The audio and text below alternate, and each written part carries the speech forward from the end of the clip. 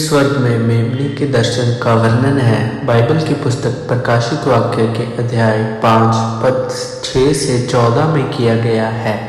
ये दृश्य सिंहासन पर बैठे परमेश्वर और उस मेमने पर केंद्रित है जिसे जगत के उद्धार के लिए बलिदान किया गया था और जो अब महिमा में है।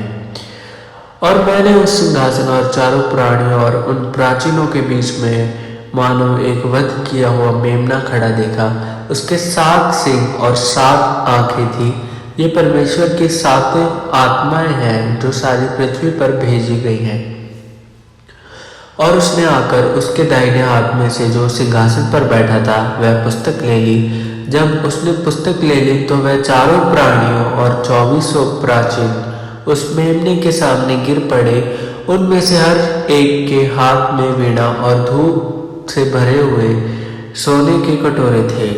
ये पवित्र लोगों की प्रार्थनाएं हैं। और वह नया गीत गाने लगे कि तू ही इस पुस्तक को लेने और इसकी मोहरें खोलने के योग्य है, क्योंकि तूने वध होकर अपने लहू से हर एक कुल और भाषा और लोग और जाति में से परमेश्वर के लिए लोगों को मोल लिया है और उन्हें हमारे परमेश्वर के लिए राजा और याजक बनाया, और वह पृथ्वी पर राज्य करते हैं।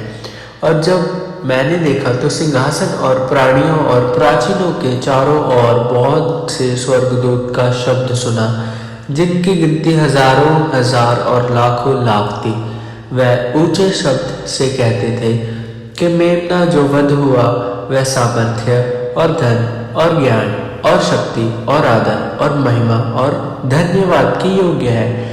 फिर मैंने स्वर्ग में और पृथ्वी पर और पृथ्वी के नीचे और समुद्र की सब सृजे हुई वस्तुओं को और उनमें की सब चीजों को ये कहते सुना कि जो सिंहासन पर बैठा है वह उसका और मेमने का धन्यवाद और आदर और महिमा और राज्य युग युग रहे। चारों प्राणियों ने आमीन कहा और प्राचीनों ने गिरकर दंडवत किया। ये अंश यीशु मसीह को मेमने के रूप में प्रस्तुत करता है जिसे हमारे पापों के लिए बलिदान किया गया था, लेकिन अब वह सिंहासन के बीच में खड़े होकर समस्त सामर्थ्य और अधिकार रखते हैं। वही एकमात्र है जो 7 मोहरों वाली पुस्तक परमेश्वर की योजना को खोलने और उसे कार्यान्वित करने के योग्य है। अगर आप चाहें तो मैं इस विषय से संबंधित और बाइबल पद या इस दर्शन की व्याख्या बता सकता हूँ।